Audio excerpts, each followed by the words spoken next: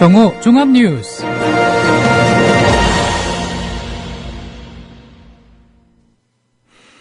(3월 14일) 국민라디오 정오 종합뉴스입니다. 먼저 오늘의 주요 뉴스입니다.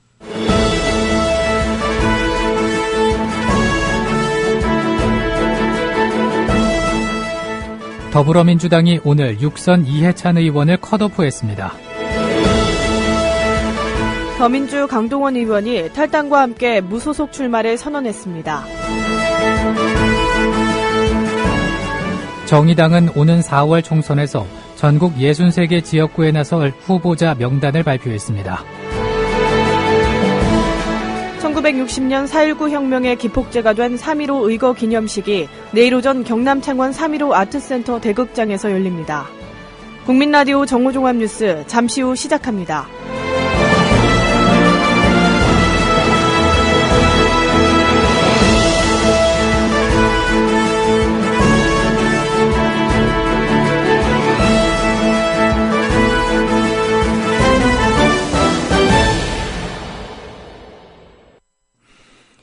더불어민주당이 오늘 친노 좌장격인 육선 이해찬 의원을 컷오프했습니다. 김성수 대변인은 오늘 국회 브리핑을 통해서 공천관리위원회가 이해찬 의원의 세종시, 이미경 의원의 서울 은평갑, 정호준 의원의 서울 중 성동을 등 세 의원의 지역구를 전략 검토 지역으로 결정했다고 밝혔습니다. 반면에 공천을 보류했던 전해철과 서영교 의원은 단수 공천하기로 확정했습니다. 조응천 전 청와대 공직기강 비서관은 경기 남양주갑에 전략 공천했습니다.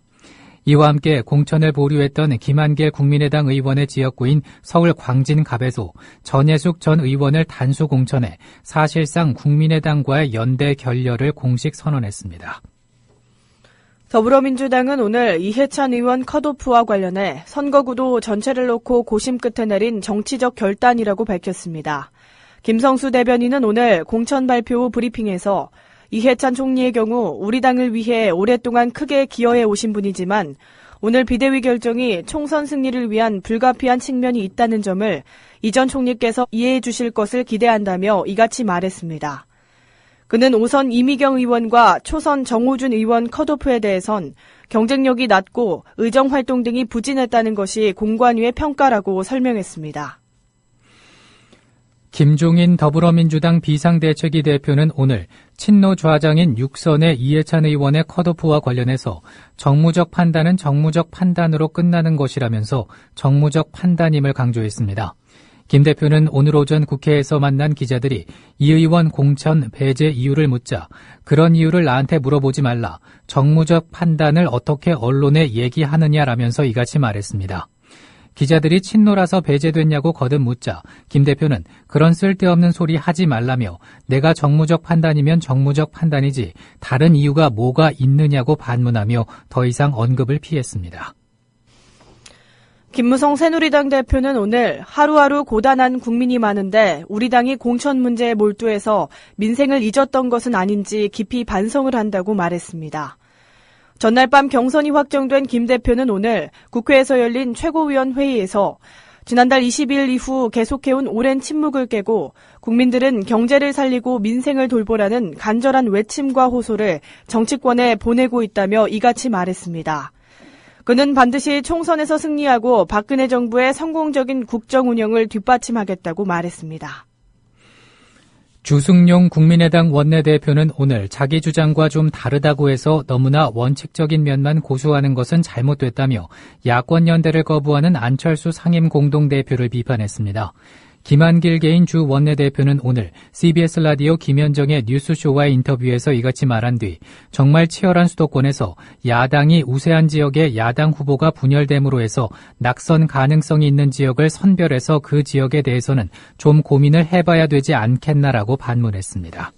예, 안철수 대표의 주장도 일견 원칙적인 주장이 맞다고 보고요. 또 천정배 대표나 김한길 위원장의 주장도 모두 당의 어떤 총선 승리를 위해서 고민하는 과정에서 걱정의 사실 말씀이라고 생각합니다. 예. 근데 여기서 중요한 것은 그렇게 저는 큰 차이가 없다고 봅니다. 실제 내부에 들어가 보면. 그래서 자기 주장과 좀 다르다고 해서 너무나 원칙적인 면만 고수하는 것, 저는 이것은 잘못됐다 보고요. 예. 사실상 이번 주가 고비입니다. 이번 주가 3당이 다 공천이 마무리되는, 그렇죠. 그리고 각 당 후보가 정해져 버리면 예. 일단 당 차원의 연대는 없다고 보는 게 맞겠습니다. 아하. 그래서 후보자 당사자별로 연대가 가능할지는 모르겠습니다만, 그래서 예. 정말 치열한 수도권에서 야당이 우세한 지역에 야당 후보가 분열됨으로 해가지고 낙선의 가능성이 있는 지역을 선별해서 예. 그 지역에 대해서는 좀 고민을 해봐야 되지 않겠나.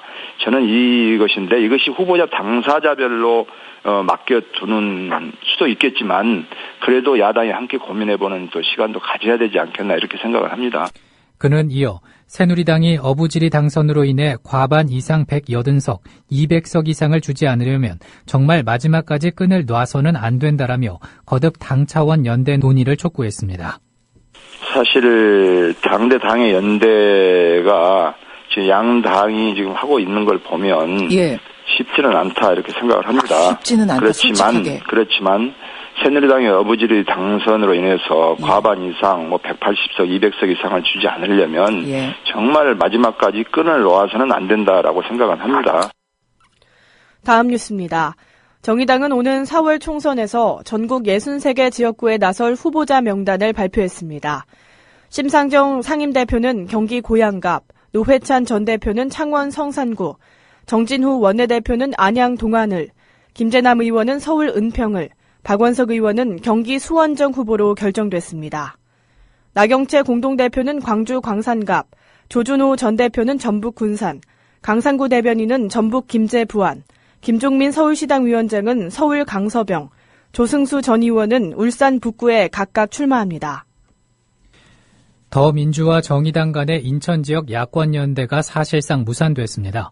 정의당 인천시당은 기자회견을 열고 더민주 인천시당과의 야권 연대에 연연하지 않고 독자적인 길을 가겠다고 밝혔습니다. 정의당은 이미 후보를 선출한 계양갑, 남구을, 남동을 등 인천 내 7개 지역구 내외 7개 지역구 외의 다른 지역구에도 모두 후보를 공천하기로 했습니다. 이에 따라 앞으로 다른 지역에서도 더민주와 정의당 간 야권연대 가능 여부가 주목됩니다. 더불어민주당 공천에서 배제된 전북 임실 순창 남원 출신 강동원 의원이 탈당과 함께 무소속 출마를 선언했습니다. 강 의원은 오늘 오전 국회 정론관에서 기자회견을 열고 당의 밀실 공천으로 컷오프 당했지만 어떤 합당한 이유나 변명을 듣지 못했다고 밝혔습니다. 그러면서 자신이 당에서 버림받은 이유는 18대 대선에서 국가기관이 자행한 관권 부정선거와 개표 조작 의혹을 말했기 때문이라고 주장했습니다. 강 의원은 정의롭지 못한 당의 결정에 승복할 수 없어 탈당하지만 여전히 당을 사랑한다며 반드시 승리해서 다시 당에 돌아오겠다고 밝혔습니다. 육군 신병교육대에서 4.19 혁명과 5.18 민주화 운동을 북한 간첩의 공작이라고 안보교육한 사실이 뒤늦게 확인됐습니다. 국방부는 지난 12일 경기도 고양시에 있는 한 사단 신병교육대에서 지난해 5월 이 같은 교육이 이루어졌다는 민원을 접수하고 확인한 결과 관련 안보 교육에 문제가 있었음을 시인했습니다. 이에 대해서 당시 북한 출신 세터민 안보 강사는 북한에서 보고 들은 것을 설명했을 뿐 실제 북한 특수부대에 폭동이 있었다고 말한 건 아니라고 해명했습니다. 그러나 군 당국은 주관적 경험을 바탕으로 안보 교육을 하는 것은 잘못된 만큼 관련 교육은 적절하지 않았다고 설명했습니다. 1960년 4.19 혁명의 기폭제가 된 3.15 의거 기념식이 내일 오전 경남 창원 3.15 아트센터 대극장에서 열립니다. 기념식에는 황교안 국무총리와 박승춘 국가보훈처장, 3.15 의거 유공자 등 1,500여 명이 참석합니다. 3.15 의거는 1960년 3월 15일 마산 지역 시민과 학생들이 자유당 정권의 부정선거에 항의하는 시위를 일으켜 경찰과 충돌한 사건입니다. 당시 마산 시민과 학생들은 평화적 시위를 벌였지만 경찰이 폭력 진압으로 대응해 분노한 시위대가 경찰서 등을 습격하면서 다수의 사상자가 발생했습니다. 중국과 러시아가 오는 8월쯤 한반도와 가까운 중국 측 해역에서 역대 최대 규모의 합동군사훈련을 계획하고 있는 것으로 알려졌습니다. 훈련 수역은 중국 상하이에서 가까운 동중국해 해상인 것으로 전해졌습니다. 이번 훈련에는 중국 해군의 3함대 가운데 하나인 동해함대와 러시아 태평양함대 해상전력을 주축으로 하는 역대 최대 규모의 전력이 참가할 예정이라고 안보 관련 소식통은 전했습니다. 전문가들은 한미 양국의 군사동맹이 강화될수록 중국과 러시아의 맞대응 차원의 훈련도 더 강화된다고 지적하고 있습니다. 북한이 위성이라고 주장하며 지난달 발사한 광명성 4호가 안정적인 각도를 유지하고 있어 실패를 단정하기 이르다는 주장이 나왔습니다. 미국의 소리 방송은 미국 천체 물리학 전문가 인터뷰를 인용해 광명성 4호가 궤도에서 뒹구는 현상을 멈추고 위성 아래쪽이 지구를 향하도록 자리를 잡은 것 같다고 보도했습니다. 이 전문가는 다만 광명성 4호의 무선 신호가 잡히지 않는데 이는 북한 상공을 지날 때만 지상과 교신하도록 설계됐기 때문인지 아니면 오작동 때문인지는 알 수 없다고 덧붙였습니다. 하지만 일각에서는 북한이 광명성 4호가 찍은 사진을 단 한 장도 공개하지 않고 있다며 위성이 제대로 작동하지 않는 것 같다는 주장도 나오고 있습니다. 변호사와 의사 등의 고소득 전문직에서 현금 영수증 발급을 거절했다가 적발되는 사례가 5년 만에 13배 늘어났습니다. 국세청이 더불어민주당 오세재 의원에게 제출한 자료를 보면 지난해 변호사 등의 전문직과 병의원이 현금 영수증을 발급하지 않아 낸 과태료는 11억 5,100만 원입니다. 이는 2010년 8,600만 원과 비교해 13배 급증한 규모입니다. 국세청은 현금 영수증을 고의로 써주지 않는다는 것은 소득 탈루를 위해 매출을 줄이는 것으로 볼 수 있다고 설명했습니다. 소변을 제대로 가리지 못한다는 이유로 계모로부터 가혹한 학대를 받다가 결국 숨을 거둔 원영희 사건의 현장 검증이 오늘 열립니다. 경기 평택경찰서는 오늘 오후 2시부터 평택시 포승읍 원정리 신원영 군이 친부인 신모 씨와 함께 살았던 자택에서 현장 검증을 진행한다고 밝혔습니다. 신 씨는 지난 2013년 6월부터 이곳에서 김모 씨와 동거했으며 이듬해 6월 김 씨와 재혼했습니다. 이날 현장 검증은 경기지방경찰청 기동대 소속 경찰관 50여 명이 투입돼 철저한 통제하에 비공개로 진행될 예정입니다. 2018년 평창 올림픽을 앞두고 내일부터 내년 12월까지 중부고속도로와 영동고속도로 일부 구간 안전 개선 공사가 진행돼 양방향 차로 일부가 통제됩니다. 공사 구간은 중부고속도로 하남분기점에서 호법분기점과 영동선 여주분기점에서 강릉분기점 186km 구간으로 4,500여억 원을 들여 노면 재포장과 중앙분리대, 가드레일 개량 등을 합니다. 한국도로공사는 공사 기간에 해당 구간 양방향 각 한 개 차로가 단계적으로 통제된다며 중부선은 3번, 43번, 45번 국도, 영동선은 6번, 42번 국도로 우회해달라고 당부했습니다. 1배럴에 20달러대로 떨어졌던 국제유가가 최근 36달러 선까지 오르면서 주유소 기름값도 5달 만에 상승세로 전환됐습니다. 날씨입니다. 오늘은 전국이 대체로 맑겠으나 밤에 구름 많겠습니다. 낮 최고 기온은 전국이 10도에서 16도의 분포를 보이겠습니다.